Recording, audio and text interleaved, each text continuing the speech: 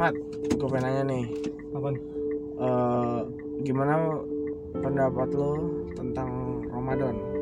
Ramadan. Nah ini ada satu perspektif yang kita itu kadang kurang tahu. Jadi misalnya gini, lu pertama kali dengar Ramadan itu gimana sih? Apa yang nyangkut di pikiran lo? Apa yang kepikiran tentang dengar Ramadan itu? Puasa kan? Iya. Nah itu kebanyakan kita mikir gitu, seakan-akan ada masalah apa kita dengan puasa gitu. Iya. Maksudnya yang ingat padahal puasa aja gitu loh. Padahal kalau lu tahu di dalam Al-Quran Ramadan disebut hanya sekali aja di surat Al-Baqarah. Ketika disebut itu yang di-mention, yang di-tag itu apa tau gak? Nuzulul Quran. Nuzulul Quran. Iya, Syahrul Ramadan alladzi unzila fil Quran. Syahrul Ramadan alladzi unzila fil Quran. Syahrul Ramadan adalah bulan yang kemudian alladzi unzila fil Quran, yang kemudian diturunkan di dalamnya Al-Quran. Nah, ternyata yang di tag itu padahal cuma sekali loh Ramadan disebut. Yang di tag itu yang dimention itu justru nuzulul Qurannya. Dan ayat kewajiban tentang puasa di ayat sebelumnya. Ya ayyuhalladzina amanu kutiba alaikumusyamu kama kutiba alal ladzina min qablikum la'allakum tattaqun. Kan begitu. Ya kan? Nah, ini harusnya yang kita bangun juga mindset kita ketika kemudian mendengar bulan Ramadan itu adalah bulan kemudian turunnya Al-Quran.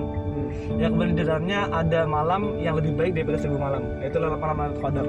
Nah, berhubung sekarang 10 malam terakhir, maka sudah seharusnya bagi kita untuk kemudian memperbanyak kemudian tilawah, kemudian mendalami dan memaknai daripada Al-Quran, dan yang paling penting mengamalkannya.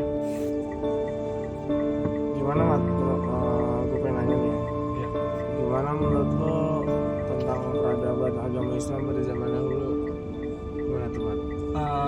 Ada syair keren yang dibuat oleh penyair ulung pada masanya bernama Abu Thaib Arundi. Dia pernah membuat syair yang berbunyi bil amsi kanu mulukan fi manazilihim. Pada zaman dahulu mereka adalah raja-raja, adalah penguasa-penguasa fi manazilihim, di tanah lahir mereka. Wal yaum hum fi biladil kufri abadan. Dan hari ini aku saksikan mereka umat muslim menjadi budak-budak di negeri orang kafir. Syair ini persis dibuat ketika kemudian Andalusia pada masanya benar-benar kosong dari kepemilikan muslim. Nah, makanya kalau kita cermati ini persis pada zaman sekarang ketika kemudian umat Islam itu menjadi terbelakang di segala aspek kehidupan. Nah, maka kemudian saya bertanya-tanya, di mana sebenarnya letak di mana sebenarnya letak kepercayaan umat Islam? Di mana sebenarnya khairul ummah? Ya lu wala wilayah di mana? Dan saya benar-benar kemudian berkali-kali ternyata keperkasaan umat Islam itu tertutupi oleh umat muslimnya sendiri. Paham ya? Dari orang alim dari Mesir pernah mengatakan gini bunyinya, al-Islamu mahjubun min muslim. Islam itu terhijab oleh kemudian muslim. Jadi Islam itu tertutupi keindahannya oleh muslimnya sendiri. Gitu. Nah, makanya kalau kita saksikan zaman dahulu umat Islam itu menjadi perkasa, menjadi kemudian paling khairul ummah dan lain sebagainya itu karena Islam itu difungsikan secara keseluruhan. Jadi nggak setengah-setengah. Perintah-perintah Allah itu kemudian diterapkan secara keseluruhan. Nah, makanya inilah yang kemudian harus kita cermati dan harus kita bangun kembali bahwasanya Islam itu harus kemudian diterapkan secara kafah, secara keseluruhan. Oke? Mat, aman. Sekarang kan juga banyak tuh yang bully-bully, pembulian gitulah. Ya. Nah, cara balasnya tuh gimana ya? Nah, kalau pembahasan tentang bully itu menarik sih, emang kan banyak banget ya. Menurut gua kalau kita dibully, mental yang diajarin oleh Nabi Muhammad itu bukan justru balas bully. Karena kalau kita dibully terus kita malah responnya dengan malah misalnya, itu justru setan itu pada party. Setan itu malah pada senang semua. Party malah ya? Iya. Jadi, nah, makanya ketika kita dihina atau dibully gitu, yang diajarin Nabi itu waktu itu ada cerita. Jadi Nabi itu bersama Abu Bakar kan ya? Abu Bakar. Sahabat Abu Bakar, beliau ini ada seorang pemaki, terus. Terus habis itu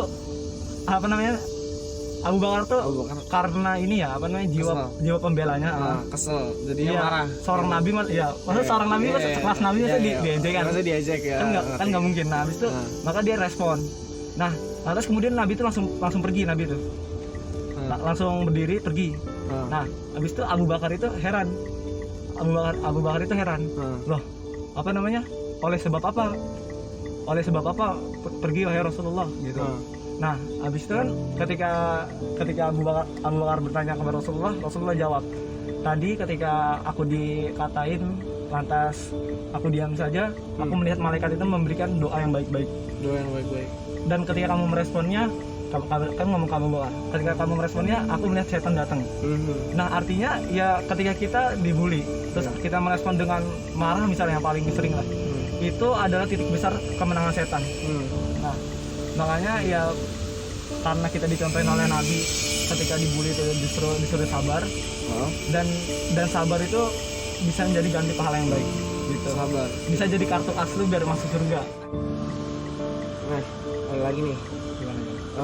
Gimana pendapat lu kalau orang ngomong beragama sewajarnya aja lah, nggak usah mabuk agama gitu? Itu gimana, Mak? Kalau kayak begitu, kita lihat dulu oleh sebab apa mereka mengatakan kayak gitu. Andai kan mereka mengatakan kayak gitu karena memang kita yang salah, misalnya kita ngomong tapi kita nggak ngelakuin. Kita nyuruh sholat kita tapi malah nggak sholat. Atau kesalahan-kesalahan yang memang itu pure dari kita, yang murni dari kita. Itu jatuhnya munafik ya sih? Iya, bisa dibilang munafik kalau emang dia ngomong ngikutin orang banyak tapi dia nggak ngelakuin yang gitu. Iya. Nah, terus apa namanya? Andai kan kemudian dia ngomong kayak gitu oleh sebab kita berislam dengan yang baik, maksudnya kita melakoni apa yang kemudian Allah perintahkan. Iya. Jadi dia emang nggak suka gitu dengan apa yang kita lakuin, dengan kita berusaha untuk menjadi taat. Iya, berusaha jadi taat. Kita cukup kemudian menasihatinya, misalnya ngomong kayak gini ke dia, agama yang kemudian antum itu pegang, agama yang kemudian antum yakini itu adalah agama yang sempurna. Allah katakan di dalam Al-Quran, al-yawma akmaltu lakum dinakum wa atmamtu alaikum ni'mati wa raditu lakumul Islam madina. Jadi agama Islam itu sempurna. Dari lu tidur sampai lu tidur lagi itu ada doanya dalam Al-Quran. Aturannya ada semua. Jadi agama yang sempurna, semuanya itu diatur dalam Islam.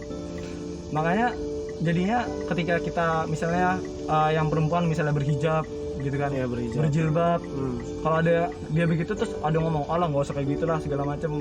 Nah, itu artinya kita harus bersabar. Karena memang kita itu digambarin di dunia itu dunia sejinul mukmin. Jadi dunia itu memang penjara bagi orang mukmin dan surga bagi orang kafir. Jadi emang pada dasarnya kita tuh di dunia itu orang mukmin itu berpayah-payah. Ya. Kampung kita itu kok istilah kata kita nginep di dunia. Pulangnya cuma dititipin doang lah ya.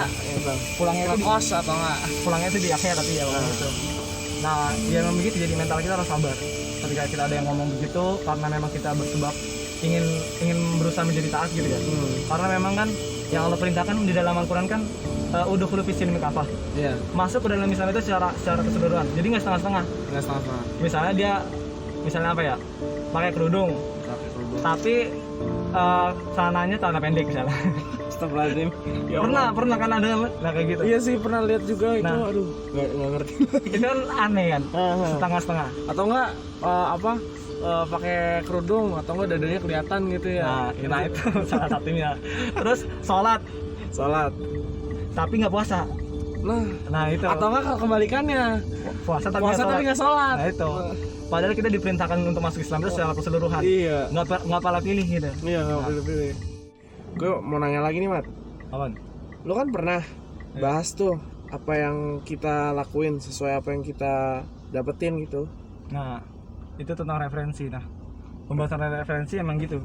Jadinya seseorang itu apa yang dilakuin itu sesuai apa yang dipikirin, apa yang dia dapetin. Itu namanya kekuatan referensi. Misalnya gini, seorang anak yang kemudian dia itu dari lahirnya itu udah diceritain tentang horor, cerita-cerita horor misalnya, misteri horor gitu. Dia akan lebih mudah takut daripada anak-anak yang nggak pernah sama sekali di rumahnya itu diceritain tentang horor.